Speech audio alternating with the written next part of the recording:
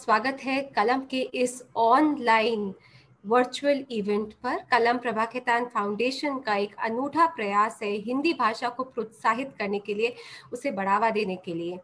कलम के मुख्य प्रस्तुतकर्ता है श्री सिमेंस, कलम के हॉस्पिटैलिटी पार्टनर है जयपुर मैरियट और कलम के मीडिया पार्टनर है दैनिक भास्कर।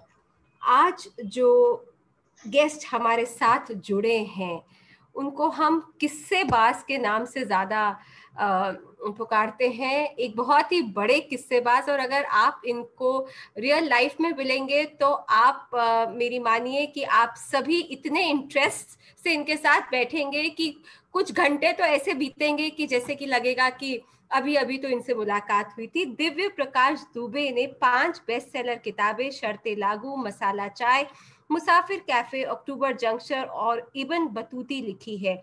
स्टोरीबाजी नाम से कहानियां सुनाते हैं। ऑडिबल सुनो ऐप पर उनकी सीरीज पिया मिलन चौक सर्वाधिक सुनी जाने वाली सीरीज में से एक है। आपने 8 साल कॉरपोरेट दुनिया में मार्केटिंग तथा एक लीडिंग चैनल में कंटेंट एडिटर के रूप में भी कुछ साल काम करा और उसके बाद वह एक फुल टाइम लेखक है। आप कई नए लेखकों के साथ मिलकर राइटर्स रूम के अंतर्गत फिल्म, वेब सीरीज और ऑडियो शो भी विकसित करते हैं। इनसे बातचीत करेंगे हमारे जयपुर के भव्य सोनी जी। भव्य सोनी जी से भी अगर आप मिलेंगे दिव्य जी, तो आप जानेंगे कि कितने ज़्यादा इंटरेस्टिंग और एक्साइटिंग है। एंड एक स्टोर हाउस ऑफ नॉलेज जिसे हम कहें, बहुत छोटी सी उम्र में इन्होंने बहुत कुछ अपना नाम बनाया है। जयपुर में, राजस्थान में असिस्टेंट प्रोफेसर हैं ये एफएमएस यूनिवर्सिटी ऑफ राजस्थान में, और अपने आप को स्टूडेंट ऑफ पोइट्री कहते हैं, परंतु बहुत ही अच्छी पोइट्री लिखते भी हैं। तो आप दोनों का स्वागत है, आप सभी का स्वागत है जयपुर कलम की इस श्रृंखला में। भव्य जी, अब मैं आपको आमंत्रित करना चाहूंगी कि आप आगे का सेशन आगे बढ़ाइए। बहुत बहुत धन्यवाद, शुक्रिया अपरा मैम। मैं हमारे सभी दर्शकों का और दिव्य भाई का बहुत बहुत स्वागत करता हूं एक बार फिर से कलम की इस खूबसूरत महफिल में, इस शाम में। हर दिव्य प्रकाश दुबे भाई को जब भी मैंने पढ़ा तो उनको पढ़कर हमेशा मुझे ऐसा लगा कि इनकी कहानियां कब आपकी कहानी बन जाती है और कब आपकी कहानी इनकी कहानी बन जाती है, वो पता ही नहीं चलेगा। सो लोगों की कहानी को अपनी आप बीती और अपनी आप बीती को लोगों की कहानी कहकर सुनाते हैं, और दृश्य में वो सुंदर दर्शन ढूंढ लेते हैं। वो अनुभव भी है उन कहानियों में और बहुत सुंदर अनुभूति भी है। और भाषा भाषा अनुबंधों की भाषा नहीं है, संबंधों की भाषा है, बहुत आसान भाषा है। तो आइए बात करते हैं आज के बहुत ही हॉट सेलिंग राइटर हिंदी में जो है दिव्य प्रकाश दुबे भाई से। सो दिव्य भाई, ये पूरा सफर शुरू कहाँ से होता है आपका?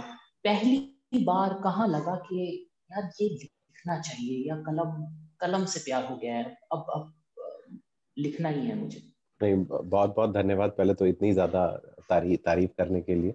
मुझे खुद भी लग रहा है कि मैं पता नहीं किससे बात करने वाला हूँ। तो, अपने आप को सुनने के लिए जैसे जो होता है ना कि एक एंटिसिपेशन है।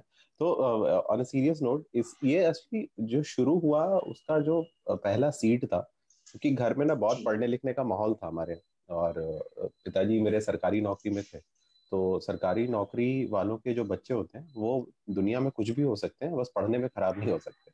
तो वो, हालांकि इस बात का कभी भी मुझे डायरेक्टली पढ़ने के लिए कभी नहीं बोला गया, लेकिन नेचुरली एक माहौल ऐसा होता है, आसपास के अधिकारी और हम किसी को देखते हैं कि अरे ये यूपीएससी में इतनी रैंक थी, इनका इतना रैंक था, ये था। तो एक इन जनरल वो इंजीनियर डॉक्टर से भी बियॉन्ड जो सरकारी अधिकारियों की जो दुनिया है यूपी की। और तो उस दौर में हम बड़े हो रहे थे छोटे छोटे शहरों में, हरदोई, शाहजहांपुर, और ये जहाँ पे एक मतलब पढ़ने लिखने का इन जनरल माहौल था। तो वहाँ पे चूंकि किताब घर में बहुत पड़ी रहती थी, तो कभी ना कभी कुछ पलटते रहते थे, और घर में हर तरीके का लिटरेचर था, चाहे वो सुरेंद्र मोहन पाठक हो, चाहे वो रजनीश ओशो हो, चाहे वो प्रेमचंद हो, चाहे अमृतलाल नागर हो, वो सब कुछ रहता था हमारे, चाहे वो विवेकानंद हो। तो मैं हमेशा, और क्योंकि उधर मम्मी भी मेरी बहुत पढ़ती थी, वो मनोरमा गृहशोभा से लेके आचार्य श्री राम शर्मा वाला जो वाग्मय होते हैं वो सब, वो अखंड ज्योति वगैरह, ये सब किताबें हम लोग क्या रेगुलर इंडिया टुडे, ये सब बहुत, तो पढ़ने की एक आदत थी। और पढ़ना पहला स्टेप था लिखने के प्रति। तो हमेशा ये एक मिस्ट्री थी। जैसे जब मैं किताबें देखता था ना, तो जो पीछे राइटर की फोटो होती थी, तो मुझे लगता था कि यार ये लोग कौन होते हैं, मतलब जो जैसे जो रशियन भी लिटरेचर की कुछ किताबें रहती थी घर में, और तो लगता था कि ये सिगार और जो सिगरेट और ये जो लेके और स्टाइलिश टोपी में फोटो खिंचवा रहे हैं, ये लोग हैं कौन, ये कहाँ रहते हैं, हमारे घर तो ऐसे लोग नहीं आते। तो वो एक राइटर को लेके एक मिस्ट्री थी हमेशा से मेरे को। लेकिन लिखना इसके बहुत बाद शुरू हुआ, जब कॉलेज में पहला हम लोगों को प्ले लिखना पड़ा, प्ले करना पड़ा। तो मेरे को हमेशा इस ताना मारा जाता था कि ये तो हमेशा ही, मतलब जैसे कोर्स की किताब के नीचे इंडिया टुडे या मैगजीन या ओशो टाइम्स या कुछ भी किताब या लिटरेचर का शेखर एक जीनी दबा के पढ़ रहा है, तो यार कुछ प्ले हो रहा है तो तुम लिख दो ना। क्योंकि जब प्ले में ये नहीं रिक्वायरमेंट था कि राइटर की रिक्वायरमेंट, उनको था कि यार कोई लिखेगा तब तो एक्टिंग करेंगे। तो वहां पे पहला ये हुआ कि कुछ लिखो। अब कुछ लिखने के नाम पे उस समय और तब भी और आज भी ज्ञान चतुर्वेदी करके एक राइटर हुआ करते हैं, और थे भी बहुत बड़े व्यंगकार जो थे। तो उनकी एक ऐसे की किताब थी दंगे में मुर्गा, उसमें एक चैप्टर था, उससे हमने उठा के बिल्कुल नकल करके जिसको बोलते हैं, उसको अडेप्टेशन किया हमने। कभी ये सोचा ही नहीं कि राइटर से परमिशन भी लेनी होती है, ना कोई ऐसे मीन्स थे 2003 में, और ना हमें कुछ ऐसा पता था कि ये भी जरूरी होता है, बट हम लोगों ने उससे करके किया। और पहली बार जब वो प्ले हुआ तो ऑडियंस में 700-800 जो लोग थे हमारे यहाँ कॉलेज में, जब मैं इंजीनियरिंग कर रहा था, तो बहुत उस पर तालियां बजी, बहुत कुछ हुआ, कुछ एक्टिंग भी करी उसमें। और तो पहली बार ये हुआ कि यार ये लड़का जो 2 साल आईआईटी की तैयारी कर रहा था, जो पढ़ने में भी इतना ठीक नहीं था, और वो एक कोई मोमेंट ऑफ ट्रुथ मिल गया उसको, कोई ऐसी एक गुंजाइश मिल गई कि अरे यार यहाँ तो स्कोप है, ये तो काम किया जा सकता है, ये तो बड़ी सही चीज लग रही है कोई। तो वो पहला मोमेंट था जो पहला लिखने का, और उसके बाद तुरंत अप्रिसिएशन का जो स्वाद है वो चख लिया। क्योंकि उससे पहले कविताएं और ये सब जो था वो भी नहीं लिखा था मैंने कुछ भी। कविता लिखने की जर्नी उसके बाद शुरू होती है। वो जो एक, ये कौन से शहर की बात है दिव्य ये भाई? बात है रुड़की की। मैं कॉलेज ऑफ इंजीनियरिंग रुड़की एक है, तो वहां पे मैं पढ़ रहा था। और वो मतलब वो आईआईटी नहीं है, जो एक प्राइवेट कॉलेज है वहाँ पे। तो एक पहले से एक स्टिग्मा था कि, और तब वहाँ पे प्लेसमेंट नहीं हुआ करता था, तो ये पता था कि अगर इसमें घुसे तो 4 साल बाद तो नौकरी लगनी नहीं है। एक ये प्रेशर भी था कि क्या करेंगे निकल के। और एक पूरा दौर 2001 से 5 की बात मैं बता रहा हूँ, तो 2003 में मैंने पहला प्ले किया। तो वहां पे लेकिन एक गुंजाइश ये बनी कि यार ये तो चीज जो है मतलब लिख के इतना अप्रिसिएशन मिलता है, इतना मजा आता है, और आप एकदम से फ्री हो गए किसी चीज से, कि कोई एक आपको अपने ही घर में एक नया खजाना मिल गया हो, जैसे ये तो नई चीज, ये भी मैं कर सकता हूँ, ये भी कर्तव्य मुझे आता है। फिर करते कराते कॉलेज में 4-5 प्ले लिखे, और फिर कभी ऐसा नहीं हुआ, क्योंकि तब एक ये प्रेशर था कि अरे यूपीएससी की तैयारी करेंगे या कुछ भी ऐसा। नौकरी मेरी लगी नहीं इंजीनियरिंग करके, 2 साल नौकरी नहीं लगी ऑलमोस्ट। और वो मतलब लगी नहीं है, फिर मैंने ढूंढी भी नहीं एक पॉइंट के बाद में। फिर मुझे लगा कि जैसे हम लोग को यही सिखाया गया था कि जब कोई छोटे मोटे सपने पूरे ना हो तो और बड़े सपने देखना शुरू कर दो। तो हम लोगों ने मतलब मैंने कम से कम उसके बाद फिर एमबीए का सोचा, उस दौरान फिर पढ़ने लगा, फिर से वो पढ़ाई होती रही। और उसके बाद जो अगली सीरियस राइटिंग थी वो थी फिर जब मैं जिस कॉलोनी में लौटा बिना नौकरी के, वहां पे एक भैया की एडवर्टाइजिंग एजेंसी थी। तो उन्होंने कुछ बोला, मैं ही उनके पास गया एज ए ने, खाली है तैयारी कर रहे हैं एमबीए का, खाली टाइम ही टाइम था मतलब जीवन में, अब टाइम की किल्लत ही नहीं थी। तो मैं उनके पास पहुंचा कि मुझे कुछ लिखना है, मेरे को ना कविता लिखना आ गया। क्योंकि कॉलेज में जो नॉर्मली होता है कि आप तुकबंदी करने लगते हो गुलजार साहब से इंस्पायर होकर, और हर किसी की लाइफ में ये ऐसा आता है। तो मैं गया उनके, तो उन्होंने कुछ लिखने को दिया, और वो अपने 15-20 मिनट में लिख के मैंने वापस कर दिया। और उस पर उनका उन्होंने एड वैड बना दिया उसमें। और जब एड वैड बना दिया तो फिर लगा कि अरे ये भी हो सकता है, तो टीवी का अभी एड तो भी आ सकता पूछे है तब आपका तो लिखा जवाब हुआ। दी नहीं, वहां पढ़ पढ़ के और चल रही। ये कहीं पे कुछ आ रहा है।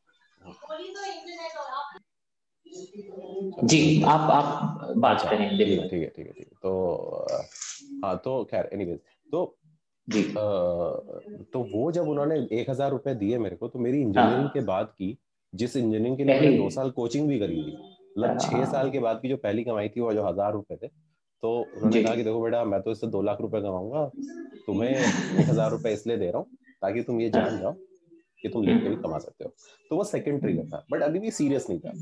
फिर कॉलेज में आया, कॉलेज से निकला, फिर कुछ दोस्त मिले जिन्होंने कहा शॉर्ट फिल्म लिख दो, तो मैं हमेशा मेकशिफ्ट अरेंजमेंट में रहा कि किसी ने ये बोला ये लिख दो, क्योंकि उनको ये पता था पढ़ता बहुत है, तो ये कुछ भी इसे लिख के मांगेगा तो दे देगा, कविता दे देगा, कहानी दे देगा, सब कर देगा।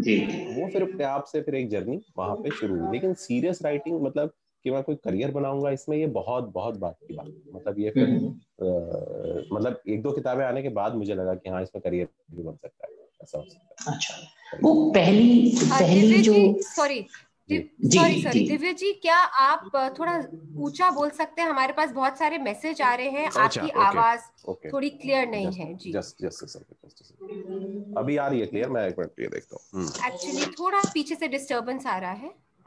अभी आ रही है सही आवाज? हाँ जी, अब सही आ रही है। ठीक है, मैं कोशिश कर रहा हूँ। ठीक है।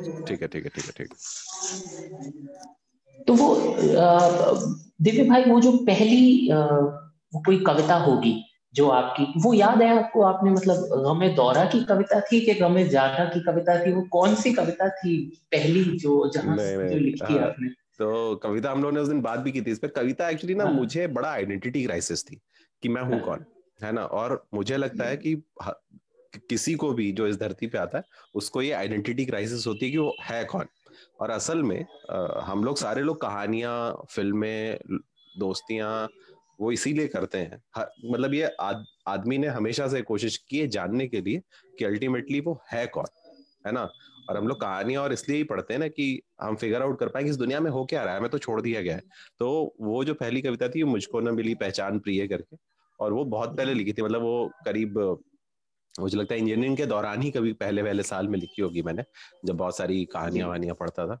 तो और वो जैसे होता है कि मैंने कविता लिख के एक पेज की और हाथ से अपने पिताजी को दिखाई। तो मैंने वो पेपर पढ़ रहे थे, उन्होंने पढ़ी, मैंने कहा मैंने लिखी है। तो उन्होंने कहा ठीक है। थोड़ी देर पढ़ के फिर उसको रख दिया, उन्होंने 1-2 स्पेलिंग मिस्टेक उसमें बताई और फिर रख दी। तो मैंने कहा अरे मतलब कैसी है ये? तो उन्होंने बड़ी सही बात बोली। तो उन्होंने बोला कि अभी 10 साल पढ़ो। तो और मुझे लगता है वो मैंने बड़ा सीरियसली ली भी उस बात को। और अब मैं देखता हूँ तो लगता है कि वो सबसे अच्छी एडवाइस थी उस समय की, कि अभी 10 साल पढ़ो, है ना। मतलब ऐसा नहीं कि डिस्करेज किया इन्होंने, लेकिन एनकरेज ये किया कि अभी और मतलब गहराई लाओ, ऐसा।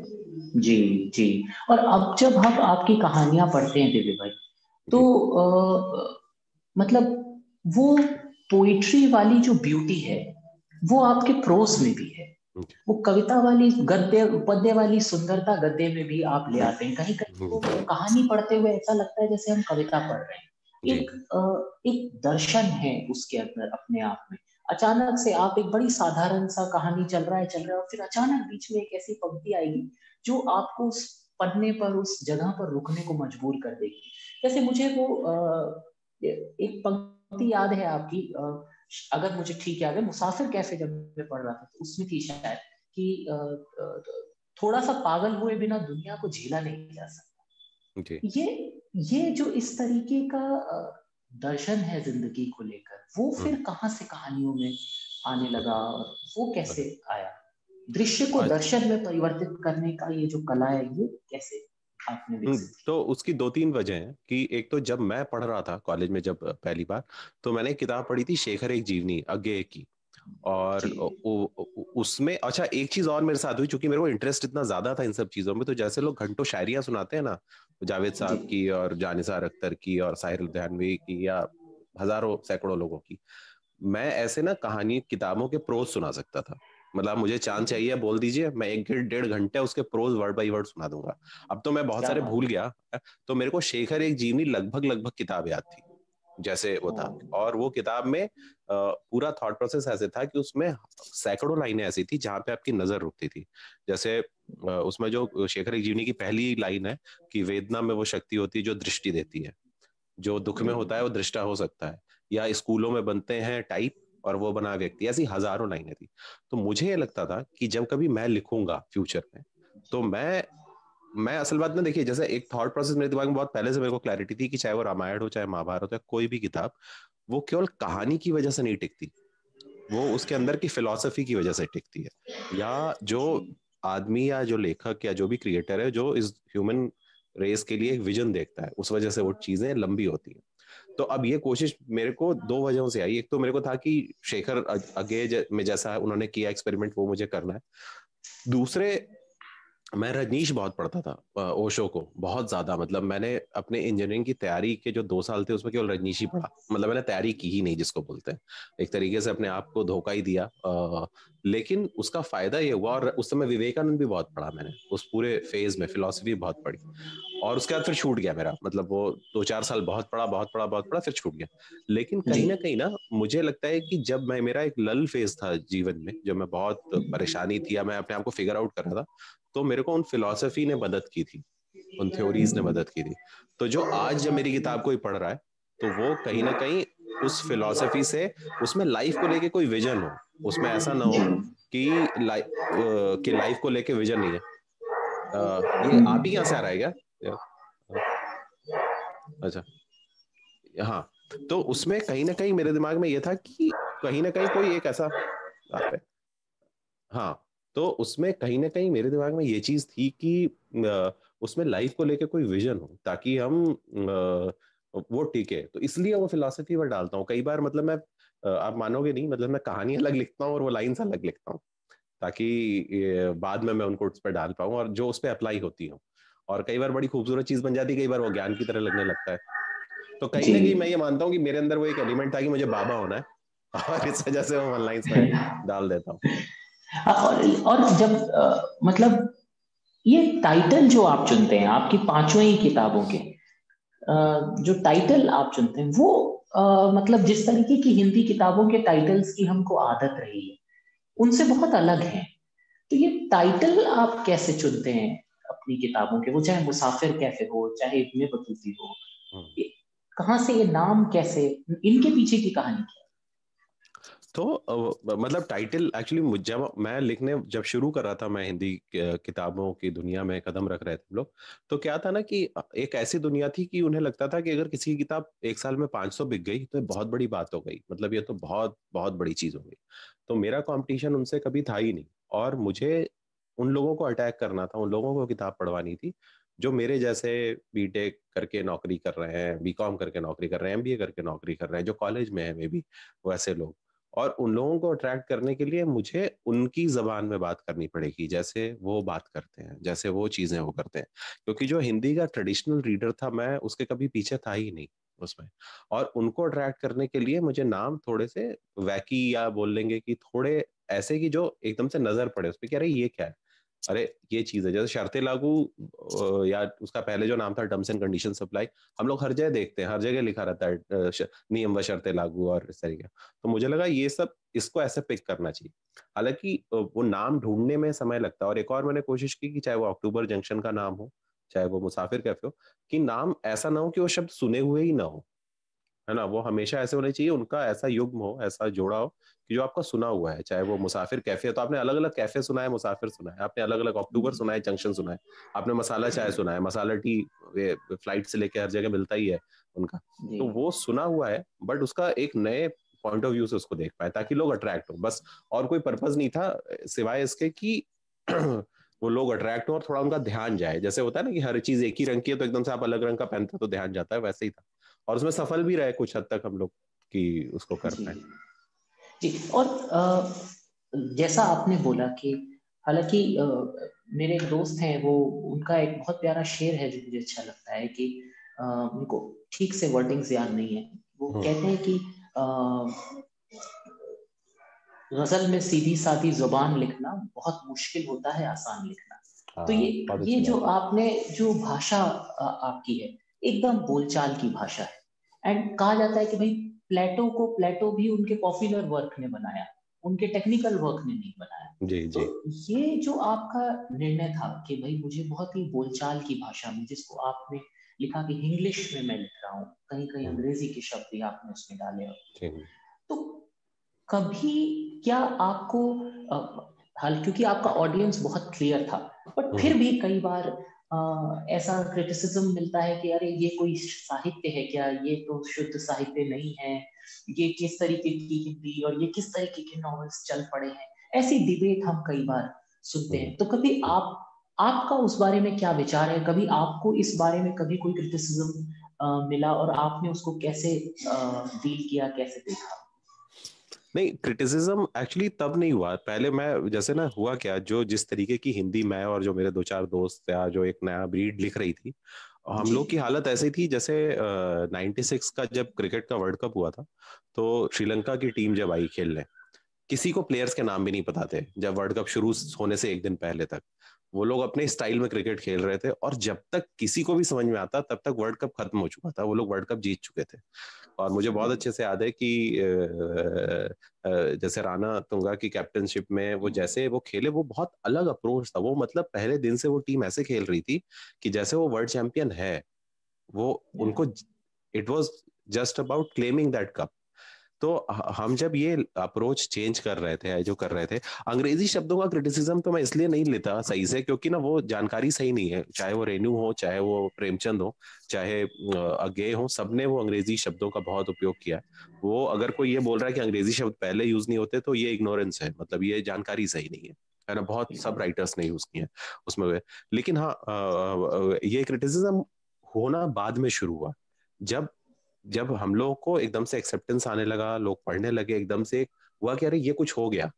तब लोगों को लगा कि अरे ये तो गलत तरीके से हो गई चीज, ये नहीं होनी चाहिए थी, है ना। तो लेकिन अब वो तब तक क्रिटिसिज्म के लिए देरी हो चुकी थी। और क्रिटिसिज्म अगर इस बात पे होता है, जो हम कहानियां लिख रहे थे या जिस अप्रोच से लिख रहे थे, या हो सकता है उसमें शायद वो विजन की कमी हो, क्योंकि अल्टीमेटली कहानियां एक विजन ही होता है ना, कि ये सही क्या क्या आप देख रहे हो उसके लिए। तो उस बात को लेके सबसे कम क्रिटिसिज्म हुआ ही नहीं वर्चुअली, जिसको बोलते हैं। जो हुआ वो ये वैसे ही है ना, कि जैसे क्रिटिसिज्म इस बात पे हुआ कि अरे आपने कपड़े कैसे पहने हैं, इस बात पे नहीं हुआ कि आपकी आत्मा क्या सोच रही है।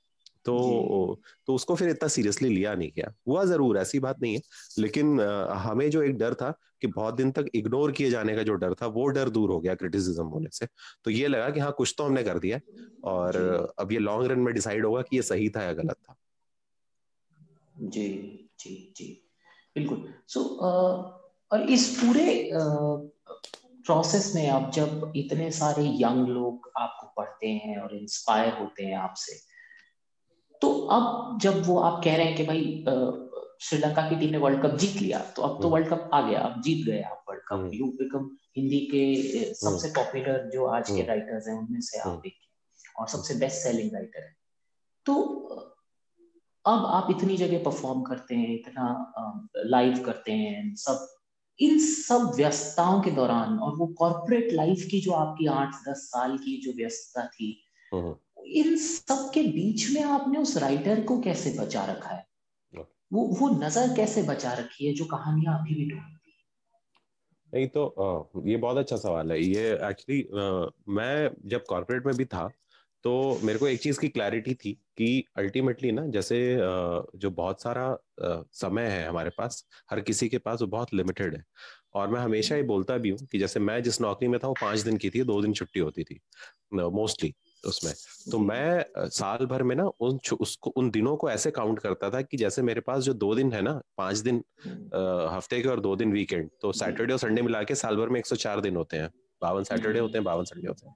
तो मेरा हमेशा अप्रोच ये होता था कि जो वो 104 दिन है, मैं उनको ना कंटिन्यूअस पीस की तरह लेता था। मैं ये नहीं मानता था कि उसमें ब्रेक है, क्योंकि अगर आप उन दिनों को जोड़ दो तो वो 3 महीने से ज्यादा दिन है।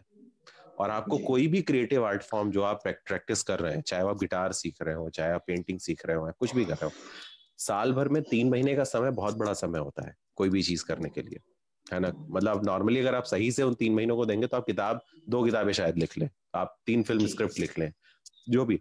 तो मैं हमेशा ये मैंने ध्यान रखा कि वो जो सैक्रोसेंट टाइम है, मैं बटन की तरह लूं, वो मेरा इस तरीके का समय है। एक तो ये अप्रोच रहा। दूसरे, मैंने हमेशा ये देखा कि जो एक चीज जो आपको रिफिल करती है, वो हमेशा आपके आसपास की वो दुनिया जो नई इंफॉर्मेशन आपको देती है। असल में we are sum total of the people we meet, जो हमारे दोस्त हैं या जो हम कंज्यूम करते हैं मीडिया। तो मैंने जो सबसे इम्पोर्टेंट चीज की, और अब मैं जैसे मैं जो न्यूज है वो मैं उसको रेगुलर बेसिस पे कंज्यूम नहीं करता। जैसे आज की डेट में अगर 2 बजे कुछ दिल्ली में बवाल हो रहा है, तो वो मैं कल सुबह अखबार में ही पढ़ूंगा, तब मुझे पता चलेगा। I just don't take that कि मैं ये डिसाइड, जैसे ये वैसे ही है कि आप मोबाइल के समय में लैंडलाइन फोन रखें। अब आपको कोई एसएमएस करके परेशान नहीं कर सकता। वो मेरी चॉइस है कि मैं कब परेशान होऊंगा, वो मेरी चॉइस है कि मैं कब ये करूंगा। और जो तीसरी चीज थी, मतलब एक तो जो आप तक इन्फॉर्मेशन आ रही है ना, उसका फ्लो आप डिसाइड करो, इन्फॉर्मेशन डिसाइड ना करें। दूसरी चीज, और जो तीसरी चीज जो सबसे इंपॉर्टेंट थी, कि मैं हमेशा, जो अभी भी 20 साल के लोग हैं जो कॉलेज में पढ़ रहे हैं, और जो ओवरऑल मेरे जो दोस्त नौकरी कर रहे हैं, तो जो मेरा दायरा है वो अभी भी उन लोगों का ज्यादा है जो लिखने और पढ़ने वाली दुनिया से नहीं आते। जो लोग नॉर्मल नौकरियां कर रहे हैं, नॉर्मल स्ट्रगल है उनके जीवन के, जो किसी के भी होते हैं, उनसे मेरी ज्यादा बात होती है, उनसे मैं ज्यादा एक्सपोज हूँ, वर्सेस कि कोई मेरे से इनामर्ड है कि अरे आप तो 5 किताब लिख चुके हो। तो वो मुझे लगता है कि बहुत ग्राउंडेड उस सेंस में रखता है कि मैं इन्फॉर्मेशन फ्लो, जैसे मैं नॉर्मली चाय पीने जाऊंगा ना कभी ऐसे, मतलब मैं कई बार किसी, तो भी मैं हर आदमी में इंटरेस्टेड होता हूँ कि हो क्या रहा है इसकी जिंदगी में, ये बोल कैसे रहा है। इनफैक्ट मैं हमेशा वो रखता हूँ कि जैसे ही कोई चीज है ना और कोई अलग तरीके से चीज पता चले, तो मैं तुरंत नोट कर लेता हूँ उसको, कि वो इन्फॉर्मेशन, क्योंकि क्या है ना कि हम कई सारी चीजें कमरे में बैठ के चाहे कितना भी दिमाग लगा लें, हम इमेजिन नहीं कर सकते। आपको जाना पड़ेगा वहां पे, कुएं तक जाना पड़ेगा, तो वो कुआं चारों तरफ बरस रहा है ना। वो बस मैं ये 3 चीजें मुझे लगता है थोड़ा करता हूँ। हालांकि वो इन्फॉर्मेशन वाला जो न्यूज वाला और वो सब है, वो सोशल मीडिया पे आपको होने का ये नुकसान है कि एक पॉइंट तक कंट्रोल कर सकते हैं, लेकिन कुछ बहुत हो गया तो आप नहीं कर सकते कंट्रोल, बट मैं कोशिश करता हूँ कि करूँ उसको। और एक अभी बातचीत के दौरान आपने एक बहुत इम्पोर्टेंट बात बोली, हिंदी जो साहित्य का जो बाजार है उसके बारे में, कि अगर हम अंग्रेजी साहित्य के बाजार में देखते हैं तो मिलियन कॉपीज सोल्ड हो जाती है, लेकिन जब हिंदी में बात करते हैं तो बेस्ट सेलिंग ऑथर कई बार मान लिया जाता है, 500 कॉपी बिक जाती है और वो बेस्ट सेलिंग ऑथर बोल देते हैं, 2500 2000 कॉपीज बिकती है। तो इन सब माहौल को जानते हुए भी इन सब माहौल को जानते हुए भी आपने ये निर्णय क्यों किया कि मुझे हिंदी में ही खुद को अभिव्यक्त करना है? मैं देख रहा था कि आप टेड में भी गए तो आपने हिंदी में पूरी अपनी बात कही उस प्लेटफॉर्म पे भी। तो ये एक कॉन्शियस डिसीजन था कि नहीं मुझे हिंदी को लेकर ही चलना है, ये कैसे निर्णय किया, जबकि वो बाजारवाद बहुत पुकारता होगा कि वहां मिलियन कॉपीज सोल्ड हो सकती? तो ये ना एक्चुअली ये कोई मेरे पास बहुत चॉइस थी नहीं, क्योंकि ना मुझे अपने बारे में पता था थोड़ा बहुत कि मैं क्या कर सकता हूँ और क्या नहीं कर सकता हूँ। और अपने बारे में जब पता था दिव्य भाई, आपका तो आवाज मैं ये नहीं कभी सोच के नहीं आया था कि हम, अच्छा,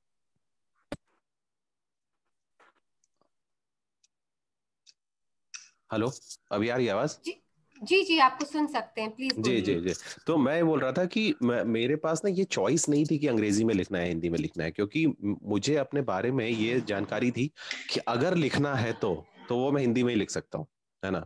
अगर ये एक्सप्रेस करना है तो मैं ऐसे ही कर सकता हूँ। और जब हम आए थे तो हमें ये बात नहीं पता थी कि यहाँ पे भी 1 लाख कॉपियां बिकने लगेंगी, यहाँ पे भी एक समय ऐसा आएगा कि आदमी फुल टाइम राइटर हो पाएगा। ये सब हमें पता नहीं था। ये जैसे ये वैसे ही है कि आप घर की खुदाई में आपको एक वो दादी जी का छोड़ा हुआ एक सोने का मटका मिल जाए, है ना, हमें नहीं, और आपको ये विश्वास हो कि हाँ कुछ ना कुछ तो दादी छोड़ के गई होंगी, है ना, कि कुछ ना कुछ तो होगा, लेकिन आपको ये ना पता हो कि वो कहाँ है, वो आपको ढूंढना है। और आप ढूंढेंगे तो आपको नहीं भी मिलेगा तो कम से कम खेत तो जुत गए आपके। वो उस तरीके का था कि हमारे पास और कोई ऑप्शन नहीं था। और ये कभी सोचा नहीं था कि इसको इतना प्रोफेशनली करना है या इस तरीके करना है। तो वो किस्मत अच्छी है हमारी कि हम सही समय पे, जब हिंदी की ऐसी जरूरतें हैं, इतना ज्यादा रिक्वायरमेंट है, मतलब ऑडियो किताबों से लेके, अब ऑडियो किताबें अनइमेजिनेबल थी ना 15 साल पहले। हमसे पहले की जनरेशन के किसी राइटर ने नहीं सोचा ना कि वो ऑडियो में भी ओरिजिनल सीरीज लिख रहा होगा। ये सब तो नया है, ये मतलब रेडियो पे भले था वो सब था, लेकिन कि कई लोग करियर बना लेंगे, वो एक आध लोग होते थे, एक हवा महल आता था, कुछ होता था उसमें, ऐसे कई सारे वो चीजें आती थी, लेकिन आप उसमें करियर नहीं बना सकते थे क्योंकि लिमिटेड वो चीजें थी। तो ऐसी चीजें हम बस, जैसे क्या होता है ना, मैं एक चीज और मानता हूँ कि जिंदगी में कम से कम 3 या 4 मौके हर किसी की जिंदगी में ऐसे आते हैं कि उसको दीवार के पार दिखता है। जैसे ज्योतिष में लोग अंदाजा लगा लेते हैं, जिनको थोड़ा बहुत आता है, जिसको विश्वास है, जिसको बोले। तो मुझे ना वो हिंदी में वो दीवार के उस पार दिखता था कि यहाँ पे अगर लगे रहेंगे तो कुछ हो जाएगा, और नहीं भी होगा तो कम से कम पढ़ने लिखने में तो मजा आ ही रहा है, तो कुछ नुकसान नहीं था, सब बोनस था, तो इस वजह से टिके रहे बस। और वो टिके रहने की वजह से ये था कि रास्ते में वर्ल्ड कप पड़ गया और वो वैसा था, बाकी तो और क्या है। बट एग्जैक्ट नहीं पता था, कोई प्लानिंग नहीं थी कि ऐसा होगा। और आप जैसे आप स्क्रीन प्लेस भी लिखते हैं नाटकों के लिए, आप लिरिक्स भी लिखते हैं, आप कविताएं भी लिखते हैं, आप कहानियां लिखते हैं, लघु कथाएं लिखते हैं, तो इतनी सारी विधाओं में से आप खुद को सबसे करीब कौन सी विधा के पाते हैं? किस में आप खुद को सबसे बेहतर लगता है कि मैं इस विधा में मैं खुद को सबसे बेहतर अभिव्यक्त कर पाता हूँ? तो जो इसमें ना जो छोटी कहानियों को सुनाना और लिखना जो है ना, वो मुझे बहुत अच्छा लगता है। मतलब खास करके 5-7 मिनट वाली जो कहानियां होती हैं। हालांकि नॉवल लिखने में अलग हाई होता है, जैसे वो टेस्ट मैच वाला हाई है कि आप एक टेस्ट मैच खेल रहे हैं और एक लंबा टेस्ट मैच खेल रहे हैं, 6 महीने 8 महीने खेल रहे हैं। लेकिन शॉर्ट कहानियों को लिखना, और फिर मैं जैसे सुनाता हूँ कहानी, मैं लाइव आता तो सुना के बताता वहां पे कि जैसे मैं तो ऑडियंस में से पिक करके कहता हूँ कि आपका नाम क्या और आपकी कहानी सुनाता हूँ। तो वो जो चीज है ना, वो मैंने मतलब जैसे वो मैंने अपना ढूंढा हुआ है कुछ कि मैं ऐसे लोगों को सुनाऊंगा। तो उसमें बहुत मजा आता है, क्योंकि वो ऐसा है ना कि वो मेरा एक्सपेरिमेंट था, वो जो सही हो गया। और उसमें क्या होता है कि उस मोमेंट के लिए जो 5 मिनट जिसके नाम से अगर ऑडियंस में से किसी एक को पिक करके कहानी सुनाता हूँ जब, तो उस एक 5 मिनट के लिए उस कहानी के हीरो हो गए, है ना। और ये कितनी बड़ी ब्लेसिंग है कि आप किसी को, एक जीते जागते आदमी को जो आपको आधे घंटे पहले तक आपका नाम भी नहीं जानता था और आपको इतना अच्छे से नहीं जानता था, और आप उसको हीरो बना सकते हैं, और वो उसके लिए लाइफ टाइम मोमेंट है। तो ये बहुत पावरफुल बात लगती है मेरे को कि ऐसा करना। बाकी मजा तो सब में आता है, मतलब अब लेकिन कविता वाला जो काम है वो मैं उतना क्लोज रह नहीं गया, क्योंकि उसके लिए जितना साधना चाहिए थी उतनी मैं कर नहीं पाया। जिसको बोलते हैं थॉट आता है, लेकिन वो मीटर में फंसाने में बहुत दिक्कत होती है मेरे को। जब भी हम लेखन करते हैं तो किसी भी साहित्य के दो हिस्से हैं, एक भाव पक्ष है और एक कला पक्ष है। उसका एक उसका मैटर है और दूसरा उसका मैनर है कि आपने क्या कहा और कैसे कहा। तो आपके हिसाब से अभिव्यक्त करते समय आप किस चीज को ज्यादा तवज्जो देते हैं? आप किस चीज पे ज्यादा ध्यान हाँ पे तो या मैनर पे, और भाव पक्ष या कला पक्ष? नहीं, तो इसमें कोशिश तो ये रहती है कि दोनों सज जाएं, लेकिन मैं एक चीज हमेशा ये मैं जानता हूँ कि ना, आपसे जब कोई बोलता है ना कि ये किताब मैंने पढ़ी, है ना, जी। तो अगर कोई आप किसी को बताओगे तो आप वो बताएगा अच्छा क्या कहानी थी, तो आप बता दोगे हाँ यार ये कहानी थी XYZ ये था। लेकिन क्या जो आपको गॉडफादर पढ़ के मजा आया होगा वो सामने वाले को आएगा? वो सुन के आएगा? नहीं आएगा। उसको गॉडफादर जब तक वो खुद नहीं पढ़ेगा उसको वो मजा नहीं आएगा। तो मैं हमेशा ये मानता हूँ कि हमेशा दुनिया में किताबें जो हैं वो केवल और केवल राइटर के स्टाइल की वजह से पढ़ी जाती है, जिस अंदाज से वो सुना रहा है ना, जैसे वो उसको कहानी को रख रहा है। कहानियां असल में ना बहुत लिमिटेड है दुनिया में। वो मतलब इन थ्योरी भी बहुत लिमिटेड है, जो ओवरऑल अप एंड डाउन है कहानियों के वो बहुत लिमिटेड है। मतलब वो है ही नहीं, मतलब हजारों स्ट्रक्चर ही नहीं है। स्ट्रक्चर बहुत लिमिटेड है, वो मोटा मोटा बीट लिमिटेड है, वो मुश्किल से 25-30 बीट्स होंगी, वही घुमा फिरा के फेट फेट के हमारे सामने आती है। लेकिन हम कहानी सुनते क्यों है या हम फिल्में देखते क्यों है? क्योंकि जिस तरीके से कोई हमें दिखाता है तो वो हमें उसमें मजा आता है, तो वो तरीका ही आपका अपना हो जाता है थोड़ा सा। तो मैं मतलब मुझे ये चूंकि मालूम है कि इस दुनिया में कही जाने वाली चीजें बड़ी लिमिटेड है, वो मेरे पास भी ज्यादा नहीं है, और जो भी कहा जा रहा है वो सब कुछ कहा जा चुका है टेक्निकली। लेकिन क्या मैं नए तरीके से कह सकता हूँ? उसी बात को मैं मजेदार तरीके से बता सकता हूँ। जैसे वो उसको ऐसे समझते हैं, अगर कोई क्लास में आए टीचर और बोले कि सबको अपनी माँ पे निबंध लिखना है, तो हर कोई माँ पे निबंध लिख देगा, है ना, कोई भी माँ पे निबंध खराब नहीं होगा। लेकिन कुछ लोगों का निबंध ऐसा होगा, जैसे किसी को लिखना वो ऐसे बताएंगे जैसे कि उनकी जो माता जी हैं वो रानी लक्ष्मीबाई हैं, और कोई उसको ऐसे बताएगा कि वो इंदिरा गांधी है, और कोई किसी को कुछ और बताएगा। लेकिन उससे ऐसे खराब नहीं हो जाता, लेकिन कुछ लोग शायद बहुत अच्छे से स्टैंड आउट कर जाएंगे वहां पे, तो उससे चीज खराब नहीं हो जाती। लेकिन वो जो जिस अंदाज में वो बताई जाएगी वो अच्छी या खराब हो सकती है। तो मैं हमेशा कोशिश करता हूँ कि चूंकि बातें तो लिमिटेड है, तो कम से कम कोशिश ये की जाए कि जिस तरीके से बताया जाए वो मजेदार हो जाए, वो ऐसा रहे कि आपको याद रह जाए। ऐसी कोई शॉर्ट स्टोरी जो आप जिसको परफॉर्म करने में आपको बहुत मजा आता हो, कोई शॉर्ट 2-3-4 मिनट की आपकी कोई ऐसी कहानी नहीं तो जो एक आप, या कहानी, कोई हिस्सा किसी कहानी का जो हाँ आप हाँ, आज नहीं नहीं हम सब लोगों के लिए पढ़ना चाहें? नहीं तो अच्छा, तो एक मेरी कहानी है वो पेरेंट्स टीचर मीटिंग करके। तो अच्छा। वो मैं देखता हूँ, मैं कोशिश करता हूँ कि अगर मैं सुना पाऊँ, और पता नहीं उतना मजा आएगा कि नहीं आएगा उसमें, अभी ऐसे इसमें सुनाने में बड़ा अटेम्प्ट करता हूँ मैं। तो ये क्या होता है कि जैसे हर जनरेशन में इस कहानी का नाम है पेरेंट्स टीचर मीटिंग। तो जैसे हर जनरेशन में क्या होता है कि लोगों को लगता है कि ये जनरेशन क्या कर रही है प्यार, असली प्यार तो हमारी जनरेशन ने किया था। तो ये मेरे पिताजी को भी ऐसा ही लगता था। और पिताजी जो सच्चा प्यार करते थे वो मेरी मम्मी से नहीं करते थे, वो करते थे सच्चा प्यार मेरी क्लास सेकंड की क्लास टीचर से, जिनका नाम था मीना पाठक।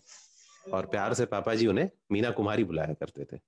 और हुआ क्या कि मैं कोई पढ़ने में कमजोर नहीं था, लेकिन एक बार कोई मैथ्स के टेस्ट की कॉपी जब चेक होके घर पे आई, तो वहां पे ये हुआ कि भाई वो 20 में से 19 नंबर मुझे मिले हुए थे। और इतने कम नंबर तो दुबे खानदान में किसी के आए ही नहीं थे कई सालों से, एक नंबर कहाँ कट गया मैथ्स के पेपर में। तो खैर, और जब कॉपी चेक की गई तो पता चला कि जो टीचर ने कॉपी चेक की है, तो मैंने सवाल सही किया था, उन्होंने शायद चेक करने में मीना पाठक से गलती हो गई हो। तो पापा जी नाराज होकर पहुंचे स्कूल में। और जब स्कूल में पहुंचे तो उससे पहले जो बिल्कुल गुस्से में तनतनाते हुए अपने प्रिया स्कूटर को लेके पहुंचे, तो हुआ कि जैसी मीना मैडम सामने पड़ी, उनका गुस्सा ऐसे गायब हो गया जैसे डिमोनेटाइजेशन के बाद से इस देश से काला धन गायब हो गया था। और मीना मैडम ने पूछा कि दुबे जी कैसे आना हुआ। तो पापा जी ने बताया कि भाई मैं यहाँ से गुजर रहा था, तो सोचा कि इसका हाल भी ले लें दिव्य प्रकाश का, कि क्या चल रहा है, डिप्पी का हाल पूछ लें। तो उन्होंने कहा कि भाई देखिए दुबे जी, डिप्पी जो है ये पढ़ने में मतलब अच्छा है, लेकिन अगर इसकी हैंडराइटिंग थोड़ी अच्छी होती तो मजा आ जाता, तो और अच्छा कर सकता था। तो और इसमें कॉपी आपने चेक कर ली, कोई दिक्कत तो नहीं हुई? तो पापा जी ने कहा कि नहीं नहीं, कैसी कोई दिक्कत नहीं है, बिल्कुल सही। और मैं इशारा कर रहा हूँ कि नहीं नहीं, वो एक नंबर रह गया था वो, ऐसा कहते नहीं। तो फिर पापा जी ने कहा देखिए ऐसा है, इसकी हैंडराइटिंग जो है ये ऐसे नहीं सुधरेगी, आप अगली बार से मैथ्स के पेपर में इसके हैंडराइटिंग के नंबर काट दिया कीजिए, तभी ये सुधरेगा। मैथ्स के पेपर में नॉर्मली हैंडराइटिंग के नंबर कटते नहीं। तो खैर, अब जब चलने वाले थे पिताजी, तो जो टीचर थी मीना मैडम थी, तो उन्होंने ये कहा कि भाई दुबे जी, आप तो कितने कंसर्न पेरेंट हैं कि आप अपने बच्चे का हाल लेने आ गए। कितने पेरेंट्स तो ऐसे हैं जो पेरेंट्स टीचर मीटिंग में आते ही नहीं है। तो पिताजी के कानों में 3 नए शब्द गए, पेरेंट्स टीचर मीटिंग। तो पापा जी ने पूछा कि कब है पेरेंट्स टीचर मीटिंग? तो मैडम ने बताया बस अगले शनिवार को है। और वो दिन भी बहुत अच्छा था, क्योंकि उस दिन मम्मी की कोई किटी पार्टी थी। तो हम लोग लहराते हुए अपना पेरेंट टीचर मीटिंग में प्रिया स्कूटर से पहुंचे। और जब क्लास में हम लोगों का नंबर आया तो मैडम ने मुझको आगे बुलाया और मेरे यहाँ माथे पे ऐसे प्यार किया, किस किया। तो मैंने अपने पिताजी को ऐसे देखा कि आप कितनी बैटिंग कर लो, छक्का तो हमें ही मारना है। और फिर उन्होंने हालचाल लिया। और फिर मैं एक, अच्छा, जो 90s में हम लोग बड़े हो रहे थे, जो बच्चे, वो बहुत समझदार थे। वो उन्हें खूब समझ में आता था कि टीवी पे जब समाचार के बीच में किस चीज का ऐड आता है या कोई ऐसा सीन आता था, तो हम लोग अपने आप पानी लेने चले जाते थे, अपने आप खेलने चले जाते थे। तो फिर मैंने पिताजी और माता जी को, अरे पिताजी और मैडम को उस कमरे में छोड़ा और खुद क्रिकेट खेलने चला गया। और मुझे पूरा विश्वास है अपनी मैडम पे भी और अपने पिताजी पे भी कि वो लोग मेरी पढ़ाई की ही कोई बात कर रहे होंगे जब मैं उनको छोड़ के गया कमरे में। बात आई गई हो गई, 1 साल बीत गया और मैं पढ़ने में, मतलब जैसे मेरी हैंड राइटिंग भी सुधर गई और मैं गलती से उस क्लास में टॉप कर गया। तो अब जब रिजल्ट लेने पहुंचे पिताजी, तो फिर ये तय हुआ कि भाई, अ, अ, पापा जी ने कहा भाई ये तो डिप्टी टॉप कर गया, तो इसकी पार्टी हम देंगे। तो मैडम ने कहा नहीं, पार्टी तो मैं दूंगी। पहले आप कौन देगा पार्टी, इस बात पे 4-5 मिनट झगड़ा हुआ। और ये तय हुआ कि पार्टी फलाने दिन होगी और हम लोग आएंगे लेने। फलाना दिन इस हिसाब से तय हुआ, ये जानबूझ के वो दिन तय किया गया जिस दिन मम्मी की किटी पार्टी होती थी। और सबसे शहर का जो दूर का रेस्टोरेंट था वो तय हुआ उसमें कि वहां हम लोग मसाला डोसा खाने जाएंगे। और जब हम लोग बैठे, प्रिया स्कूटर में पीछे बैठा था, जैसे ही हम मैडम के मोहल्ले में पहुंचे, मैं स्कूटर से पीछे से उतर के आगे आके खड़ा हो गया और मैडम आके पीछे बैठ गई। और जब हम लोग उस मोहल्ले से निकल रहे थे, हम 3 लोग, तो वो पूरा माहौल ऐसा था कि मतलब जैसे कि हम लोग छोटा परिवार सुखी परिवार के ब्रांड एम्बेसडर हो, ऐसे वो स्कूटर उस मोहल्ले से बाहर निकला। और हम लोग पहुंचे मसाला डोसा की उस रेस्टोरेंट में, और वहाँ पे 2 मसाले डोसे ऑर्डर हुए, मेरे लिए सादा डोसा ऑर्डर हुआ। और मैडम तब उस समय बड़े बड़े पर्स होते थे, आजकल तो बड़े छोटे, मतलब उस समय छोटे पर्स होते थे, आजकल बहुत बड़े बड़े पर्स होते हैं महिलाओं के, मतलब इतना बड़े पर्स होते हैं कि 1-2 दिन का सामान लेके भी आप जा सकते हैं आजकल जो होता है, उस समय छोटे होते थे। फिर जैसे ही हम लोग बैठे तो मैडम ने बुला के मुझे फिर से दोबारा माथे पे प्यार किया।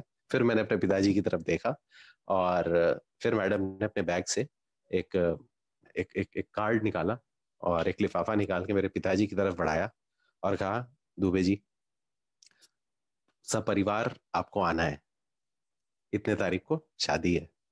और वो कार्ड देखते ही रंग उड़ गया पिताजी के चेहरे का, और उसके बाद से वो मसाला डोसा खाने में उनको गटकने में बहुत दिक्कत हुई, इतनी दिक्कत हुई कि आज तक उन्होंने मसाला डोसा नहीं खाया।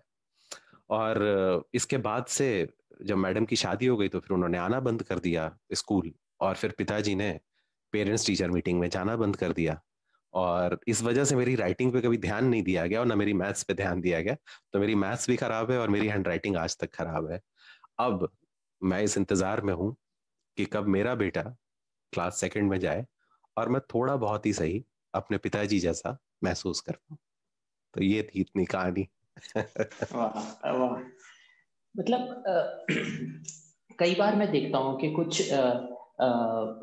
जो लेखक हैं हिंदी में, वो हिंदी का शशि थरूर बनने की पूरी पूरी कोशिश करते हैं। आप ऐसी कोई कोशिश नहीं करते कि हिंदी का शशि थरूर बना जाए।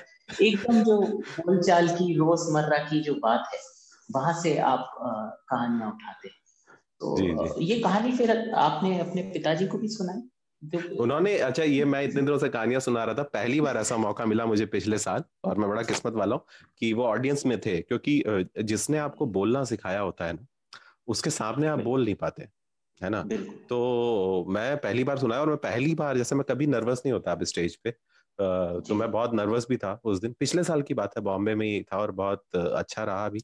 और मैंने एक्नॉलेज भी किया कि यहीं बैठे हैं पिताजी, तो वो सुनाया एक बार वैसे लाइव, वैसे वीडियो में उन्होंने देखी थी कहानी में, लेकिन जी वो अलग मोमेंट था, मतलब वो कहानी नहीं हो गई थी। बिल्कुल बिल्कुल बिल्कुल बिल्कुल। और ये जो लिखना एक तरफ है, हम्म, बट जब उसी कहानी का जब प्रस्तुतिकरण किया जाएगा मंच पर, जी वो एक बहुत ही अलग स्किल है। जी तो ये आपको कब लगा कि मुझे सिर्फ लिखना नहीं है, मुझे चाहे वो ऑडिबल पे हो, ऑडियो बुक्स हो, या आपकी जो सीरीज है पूरी वो हो, या मंचों पर जाकर स्टोरी टेलिंग करना हो, जी ये रोल भी मुझे अदा करने हैं, ये रोल भी मैं करना चाहता हूँ खुद वहां, बिकॉज उसमें बहुत सारा थिएटर अपने आप में शामिल हो जाता है जब आप जी प्रेजेंटेशन जी जी करते हैं। जी। लेखन के साथ ये प्रस्तुतिकरण को जोड़ने का ये मन कब हुआ, क्या प्रस्तुत नहीं, करते हैं मन मंच मेरा इसलिए हुआ क्योंकि ना ये एक्चुअली ना ये जरूर, मतलब मेरे को ये पता नहीं था ये, लेकिन ये करना मुझे इसलिए पड़ा क्योंकि जब मैं नए नए, जब हम बने राइटर, तो जैसे आप ये सोचिए ना, मेरी माँ जो है वो हमेशा रोल नंबर मेरा ढूंढती रही। जब वो हमारे, तो जब यूपी बोर्ड के रिजल्ट आते थे, और वो तो मेरिट में ही ढूंढे जाते थे हमारे नाम, या जब मेरे इंजीनियरिंग का सिलेक्शन का है, और उनको रोल नंबर मिलता नहीं था, बड़ी मुश्किल से मिलता था। तो जब मेरा नाम पेपर में आना शुरू हुआ तो मेरे लिए बड़ा अलग ही फीलिंग थी कि अरे ये क्या हो रहा है, पेपर में नाम आना मतलब ये तो बहुत बड़ी चीज है, ये तो ये जो हो रहा है। उस समय हम लोग बड़े थैंकफुल है कि मीडिया ने हम लोग को बहुत जगह कवर किया, बहुत जगह एक नया जो वेव आई हिंदी की, उसको कवर किया। अब जब आपको कवर कर लेती है और जब आप कहीं बोलने जाते हो, इसलिए आपको कहीं 10 जगह बोलने बुलाया गया, अब बोलने में वो लोग मेरी जर्नी जानना चाहते थे कि मेरी यात्रा क्या रही, है ना। और मैं जिस तरीके के परिवार से आता हूँ, और मैं ये मानता भी हूँ कि अगर आप मिडिल क्लास परिवार के हैं, तो आपका जीवन में ना एज सच कोई स्ट्रगल नहीं होता, आप स्ट्रगल बनाते हो अपने खुद के। जैसे मेरे को ये दिक्कत नहीं रही कभी ये सोचने में कि मैं खाऊंगा क्या, मैं पहनूंगा क्या। मेरे को तो एक ही काम था कि मुझे पढ़ना था, वो भी मैं सही से नहीं कर रहा था। और मैं हमेशा ही मानता हूँ कि आज की डेट में भी जो लोग बॉम्बे में भी आके फैंसी चीजें बताते हैं कि हमने बहुत स्ट्रगल किया, नहीं किया, ज्यादा से ज्यादा स्ट्रगल क्या है, 1-2 बार एग्जाम में सिलेक्शन नहीं होना, 1-2 एग्जाम में फेल हो जाना, ये कोई स्ट्रगल ही नहीं मानता मैं। तो मुझे बड़ी दिक्कत होती थी अपने बारे में बात करने में। तो मैंने उसका एस्केप मैकेनिज्म ये ढूंढा कि मैंने कहा मैं अपने बारे में क्या बताएंगे, लाइए मैं कहानी सुनाता हूँ। तो वो वहां से वो जर्नी शुरू हुई, और कहानी भी केवल आप सुनाता हूँ, केवल कहानी नहीं सुनाता, जो ऑडियंस में बैठा है मैं उसकी, कहीं कोई नेहा बैठी है, वहीं कोई अमित बैठे हैं, वहां कोई भव्य बैठे हैं, और मैं बोलूंगा भव्य और नेहा की कहानी मैंने बना दी। और वो अपने आप में मेरे को अपने से स्पॉटलाइट हटा के सामने वाले पे रखने का अप्रोच था स्टोरी टेलिंग मेरे लिए। मतलब ऐसे कोई सोची समझी साजिश नहीं थी। और फिर उसमें लोगों को भी मजा आने लगा और मुझे लगा यार कम से कम मुझे अपने बारे में बात नहीं करनी पड़ रही, क्योंकि मेरे पास ऐसा स्ट्रगल। और आप जब स्टेज पे होते हो या कभी भी स्पॉटलाइट में होते हो तो मोस्टली लोग स्ट्रगल की कहानी सुनना चाहते हैं कि आपको क्या दुख हुआ या क्या जर्नी, क्योंकि हम लोग एज ए हिंदुस्तानी लोग, हमें ना जैसे चाहे किसी की भी कहानी हो ना, हम उसमें एक कोई दुख ढूंढते हैं। जब इन्होंने यहां से ये कर लिया तो हम तो मतलब बहुत बेहतर है, हम अपने मन को समझाते हैं ना कि जब कोई इतनी छोटी जगह से शुरू करके यहाँ पहुंच सकता है तो तुम तो बहुत बेहतर हो। तो वो मुझे अपनी जिंदगी में वैसा दिखता नहीं था। मतलब मेरे जो स्ट्रगल थे वो सब इंटरनल थे, सब एग्जिस्टेंशियल स्ट्रगल थे। तो फिर इसलिए ये शुरू हुआ। लेकिन हाँ, वो फिर जब मैंने किया तो फिर मैंने बहुत लोगों को, जैसे मैं एक पाकिस्तान में जो स्टोरी टेलर है जिया मोहिद्दीन, उनको मैंने बहुत कोशिश की कि मैं वैसा बोल पाऊँ। फिर वो मैंने कोशिश, मतलब फिर मैंने जब आए उसमें तो पूरी रिसर्च करके आए कि इसका बेहतर, कि सबसे अच्छा कौन है दुनिया में। ये, और मैं ये अप्रोच हमेशा फॉलो करता हूँ। अगर आप किसी टॉपिक पे भी लिख रहे हैं तो उस टॉपिक जो 3 सबसे अच्छी किताबें कौन सी हैं, 3 सबसे अच्छी फिल्में कौन सी हैं, 5 जो सबसे अच्छे आर्टिकल हैं कौन से। क्योंकि अगर आप वो स्टैंडर्ड सेट नहीं करेंगे तो फिर आप क से कबूतर को दोबारा ढूंढ रहे होंगे, जो सही अप्रोच नहीं है। और यही होता है, जैसे मैं कविता जब लिख रहा था तो अभी भी जो कविताएं, जो बहुत सारी जिनको मैं फूल पत्ती चांद सितारे वाली कविताएं बोलता हूँ, जब आदमी कविता शुरू करता है तो इन्हीं 4 चीजों में से एक में किसी में लिखता है तो चांद में महबूबा आ जाती है और फूल में है ना। तो मुझे लगता है कि आप क से कबूतर मत ढूंढिए, आपसे पहले इतने धुरंधर लोग आ चुके हैं। और मैं बिल्कुल ईमानदारी से बात कर रहा हूँ, विद ऑल ह्यूमिलिटी, कि सही में जितनी किताबें इस समय दुनिया में है ना, एक भी एक्स्ट्रा किताब की जरूरत है नहीं। वो सब कुछ कहा जा चुका है। अगर आप सही से ढूंढें उसको तो आपकी जरूरत नहीं है। लेकिन किताबें क्यों लिखी जानी चाहिए या क्यों ये बातें बोलनी चाहिए? क्योंकि हर आदमी जब आता है, हर बच्चा जब इस दुनिया में आता है तो एक नए पॉइंट ऑफ व्यू से उस दुनिया को देखता है, वो बहुत फ्रेश होता है। और इस वजह से बातें बढ़ती रहनी चाहिए, ऐसा है। तो वो था मतलब, और फिर उसमें वो उस अप्रोच से मैंने फिर वो कहानियां सुनाना शुरू किया और फिर वो देखा कि कौन दुनिया में सबसे अच्छा सुना रहा है। तो वो सारे एलिमेंट ले आया मैं, मतलब कोशिश की कि कर पाए जितना, क्योंकि हर आदमी की अपनी लिमिटेशन है।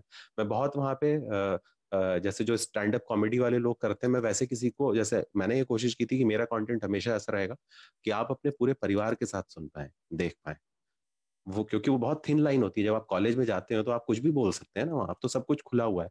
तो मेरी कोशिश रहेगी नहीं, कि जब भी कोई देखे वो परिवार सहित देख पाए, या वो उसको दिक्कत ना हो, उसे उठ के उस लड़के को पानी लेने ना जाना पड़े बिल्कुल तो बिल्कुल ये बिल्कुल। था। तो तो ये अब थी। मैं हमारे साथ जो जितने भी जी जी जी।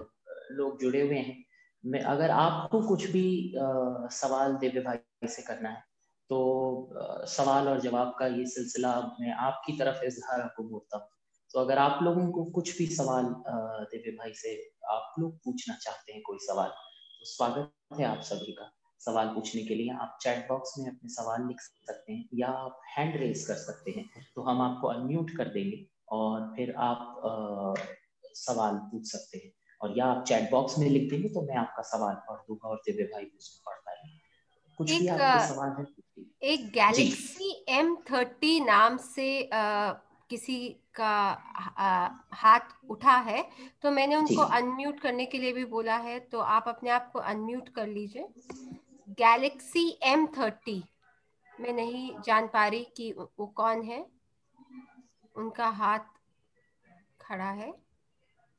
डॉक्टर प्रदीप चतुर्वेदी। जी सर, सॉरी सर, आपका नाम जी उसमें प्रदीप सर गैलेक्सी बताएं। जी जी सर। सर सबसे पहले मैं एक मिनट सवाल आप पूछें, मैं पहले बता दूं, मैं मुझसे बहुत सारी गलतियां हुई होंगी और मैं पहले ही मैं माफी मांग लूं उससे, कि जो भी मैंने कुछ उल्टा सीधा या कुछ भी ज्यादा बोल दिया हो तो अनजाने में बोला होगा। और अब आप सवाल पूछें सर, ताकि मैं सही से जवाब दे पाऊं। बताएं। जी प्रदीप सर। आपने जो कुछ कहा वो व्यावहारिक तौर पर ही हम सब लोग भी देखते हैं, और लेखक बेसिक तौर पर जो बात अपनी कहता है उसका अपना एक व्यवहार, जो मानवीय व्यवहार होता है उसको एक्सप्रेस करता है।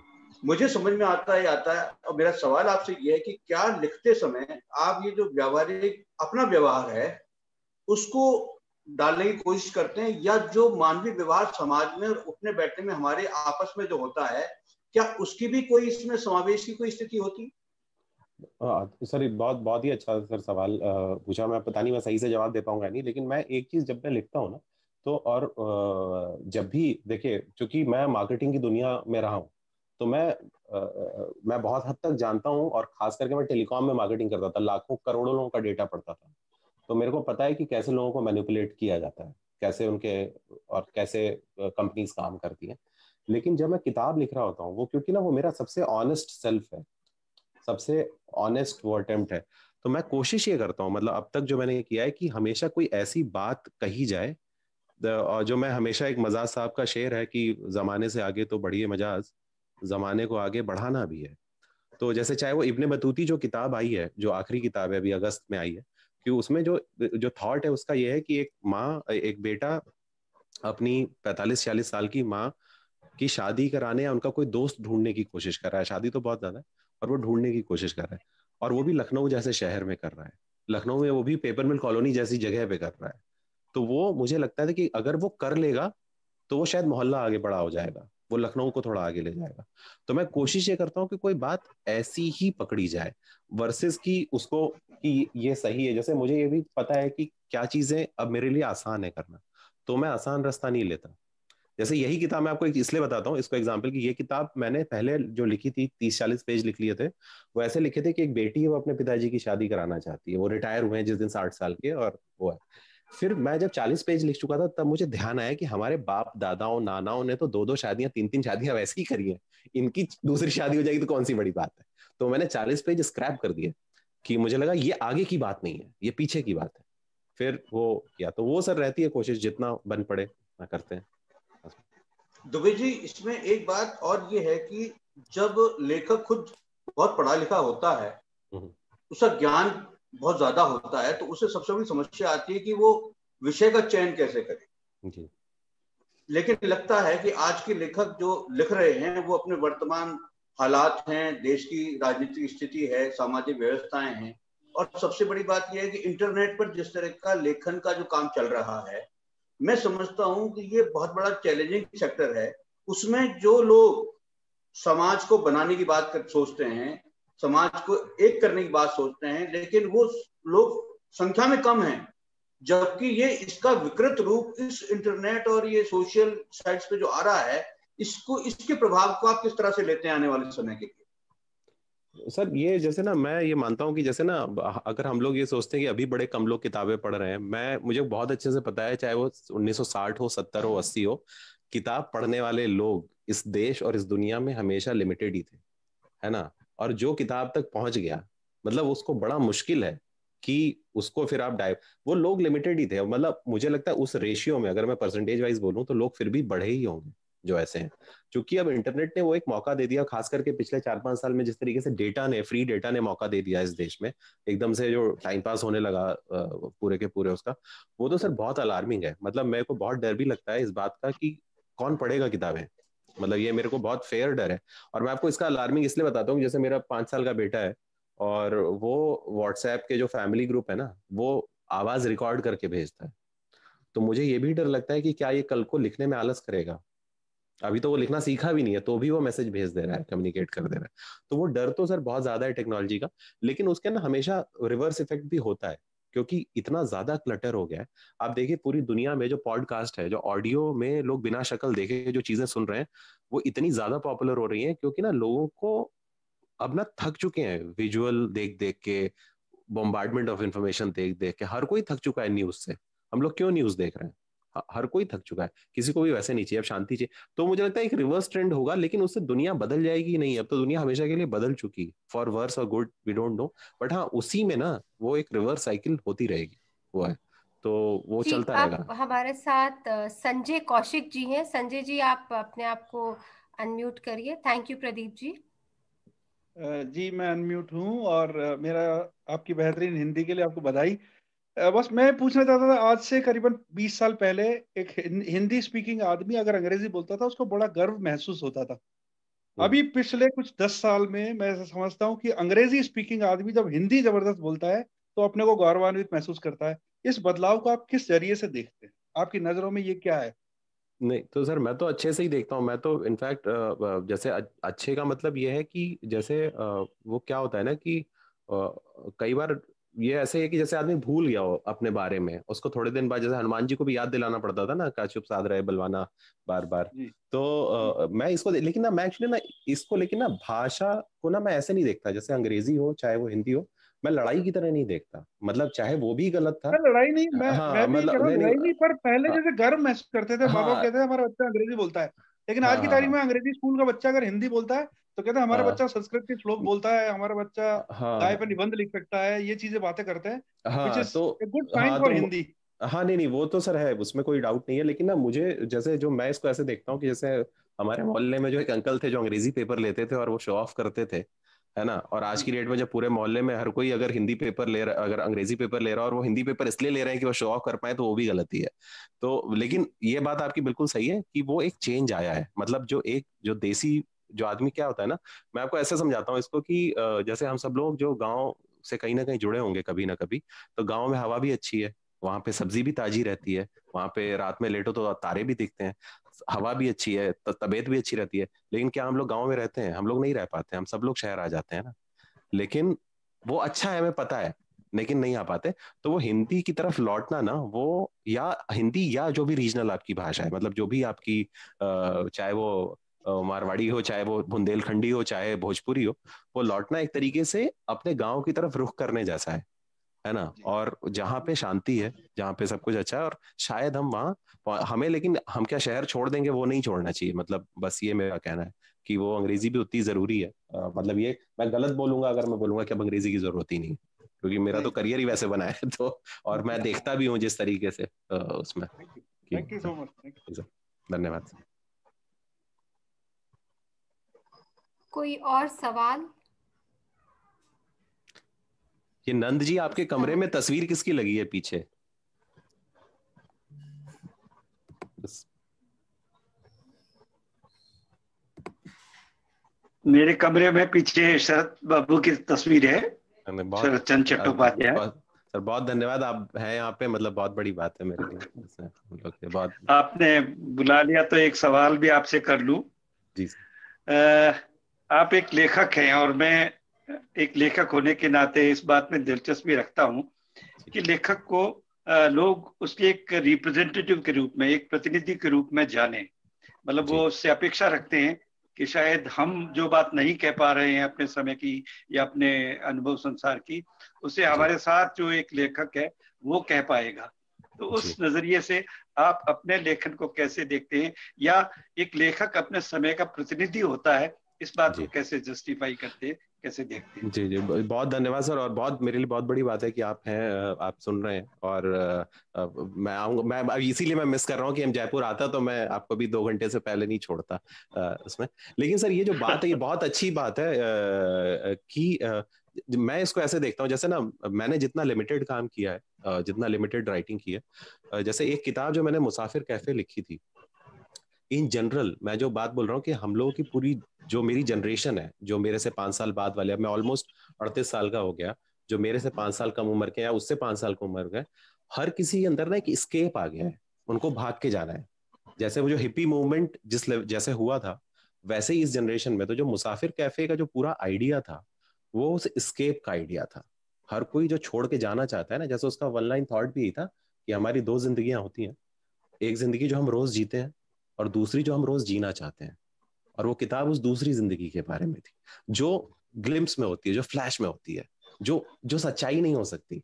लेकिन तो मुसाफिर कैफे को जब लिखा मैंने, एक हाइपोथेटिकल कैफे की कल्पना की गई जो हो ही नहीं सकता।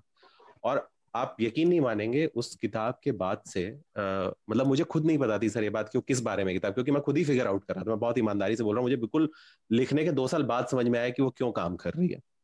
लेकिन उस किताब के बाद से जो स्केप है ना, कि वो स्केप लेके जैसे हम सब लोगों को वो एक शहर, वो एक जगह, वो एक गांव, वो एक आदमी, वो सब पता है कि अगर हम आज अपनी दुकान बंद कर देंगे यहाँ की, जहां भी हम, तो हमें कहाँ जाना है, किसके पास जाना है, क्या करना है। बात यह है कि हम वो दुकान नहीं बंद कर पाते, हमें कोई डर होता है। मुसाफिर कैफे के बाद से कम 10 लोग ऐसे हैं जिन्होंने नौकरी छोड़ दी। एक भोपाल में जो सबसे बड़ी कोचिंग इस समय चलाते हैं, वो मतलब मेरे को इस बात का देते हैं, जो उनके यहाँ अब 1000 लोग पढ़ते हैं कम से कम। एक लड़के ने हिमाचल प्रदेश में वैसा कैफे खोल दिया विद सेम नाम का उसका, तो मुझे लगा कि जो एस्केपिज्म है, जो हम बुरा मानते हैं, जैसे जैसे राग दरबार में भी वो एक पॉइंट पे हीरो चला जाता है छोड़ के। मुझे जितने एस्केपिस्ट हीरो थे हमेशा से अच्छे लगे, बहुत, पता नहीं क्यों, कि दुनिया रहने लायक, ये दुनिया मिल भी जाए तो क्या है। लेकिन मुझे लगता है उस एस्केपिज्म में भी ना एक कहीं ना कहीं कुछ अपना बनाने की कोशिश थी, वो लेवल पे टच हो पाई बात। और मैं हमेशा ध्यान रखता हूँ कि जैसे जब इब्ने बतूती में भी जो आखिरी किताब थी कि जो लड़का शादी करा रहा है, ऐसे उसके बाद से कम 5 या 10 न्यूज मैं खुद देख चुका हूँ जहां बच्चों ने अपने पेरेंट्स को सेकेंड इनिंग का मौका दिया, और बहुत मेच्योर तरीके से दिया। तो कहीं ना कहीं असल में मैं एक चीज बस आखिरी चीज के साथ, मतलब मैं बहुत ज्यादा इतना जवाब देने का मेरा वो नहीं है कि मेरा काम, जैसे मैं जो एज अ राइटर, जो आपने भी बोला, मेरी रिस्पॉन्सिबिलिटी वो सवाल उठाने की जो कोई उठा नहीं रहा है। इसीलिए बहुत सारा पॉलिटिक्स पे या उस पे नहीं लिखता, क्योंकि वो बहुत लोग उठा रहे हैं वो सवाल खो जाएगा मेरा। लेकिन जो सवाल खो जाते हैं उनको मैं अगर 2 भी उठा लूंगा तो वो हो जाएगा मेरा काम। मतलब मेरे लिए वो बहुत बड़ी बात है। जैसे एस्केपिज्म कोई ऐसी चीज नहीं है ना, बहुत वैसी चीज है कि अरे ये भाग गए, लेकिन मुझे लगता है वो भी तो हीरो ही है ना जो चला गया, जो कुछ नहीं करता, एंड में आके किसी हीरोइन को नहीं बचाएगा, वो एंड में आके कोई बड़ी चीज नहीं करेगा। तो वो कम से कम मैं उनको आवाज दूं, लिमिटेड लोगों को, और मैं थोड़ा बहुत कर पाया तो आप लोग का आशीर्वाद दिव्य है। जी, जी सॉरी, बहुत बहुत धन्यवाद। नहीं वैसे तो समय हो गया है, पर हेमंत जी का हाथ खड़ा है। हेमंत नहीं जी, नहीं नहीं नहीं, नहीं जल्दी से मुझे सवाल बिल्कुल पूछिए। बिल्कुल बिल्कुल, मुझे जितनी मुझे कोई जल्दी से जल्दी आपने नहीं, मौका दिया है। मुझे कोई जल्दी अ, नहीं है, आप लोग देख लें, मतलब मैं तो जी खाली जी, हूँ। हम समय पर ही खत्म करते नहीं हैं। जी जी, जी। जल्दी से ये पूछिए। दिव्य दिव्य सर बहुत अच्छा आप लिख रहे हैं और पढ़ने को भी मिल रहा है। लेकिन मैं नए नए लेखकों से जब बात करता हूँ तो जी अक्सर एक बात वो लोग कहते हैं कि मैं लिख तो रहा हूँ लेकिन मुझे लेखक होने के लिए एक प्रकाशक चाहिए। जी जी और जी प्रकाशक कभी आसानी से तैयार नहीं होता, वो आपका ट्रैक रिकॉर्ड देखता है कि आपने जी क्या लिखा है, आपका पहले कुछ छपा है। जी तो क्या आप सलाह देना चाहेंगे उन नवोदित लेखकों को जो इस वक्त आपकी बात सुन रहे हैं या बाद में इस रिकॉर्डिंग को सुनेंगे, कि कैसे वो प्रकाशकों तक पहुंचे और कैसे वो लोगों तक पहुंच बनाए? क्योंकि अभी मैं लिख रहा हूँ या उसका जी ये जी मानना है कि अभी जो मैं लिख रहा हूँ वो स्वांतः सुखाए तक ही सीमित है। जी उससे ये आगे का जो एक स्टेप है जो उसे लेखक बनाता है, जी वो जी जी मौका आपको कैसे मिला जी। और आप बाकी लोगों को ये मौका कैसे मिल सकता है, उस पर आपकी क्या राय?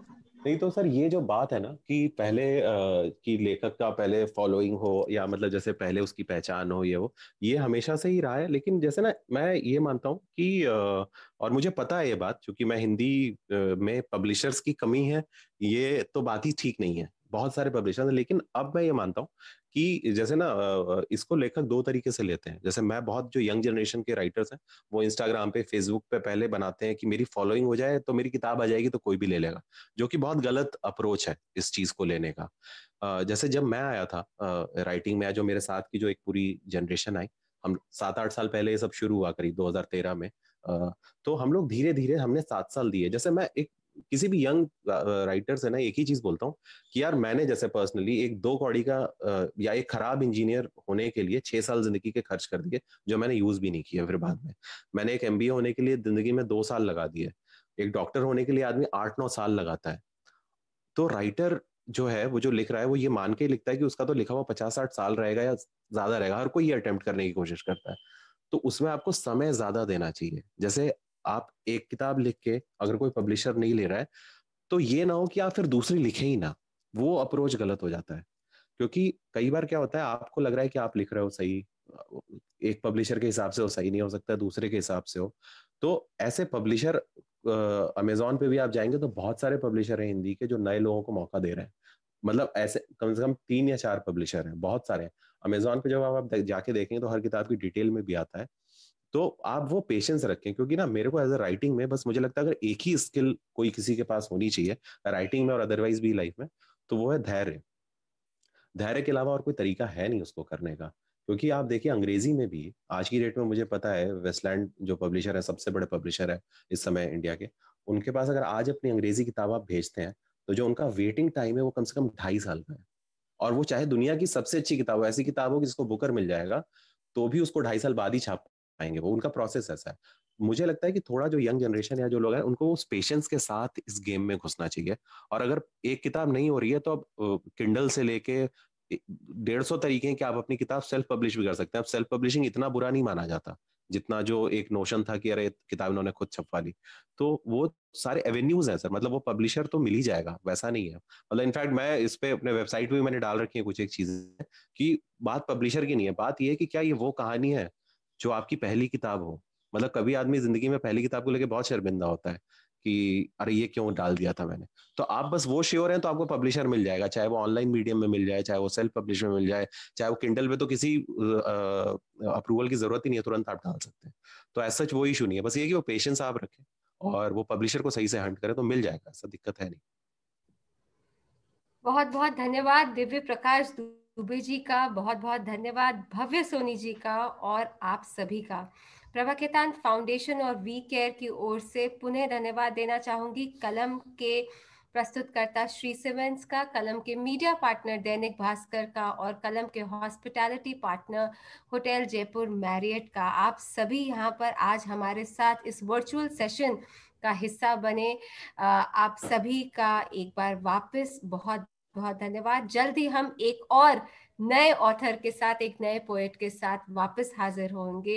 दिव्य जी, अब नेक्स्ट सेशन आपका जयपुर में वर्चुअल नहीं, लाइव सेशन जरूर करवाएंगे। नहीं, थैंक यू बस मैं यही बोल रहा था कि मैं आके सबसे मिल, वो अच्छा लगता है, बट बढ़िया जब तक नहीं हो रहा है, और मैं I am looking forward to it. जब भी हो तो जरूर आएंगे जयपुर। जी जी, बहुत बहुत और धन्यवाद भव्य जी, बहुत बहुत धन्यवाद दिव्य बहुत बहुत प्रकाश। शुक्रिया। नमस्कार। नमस्ते।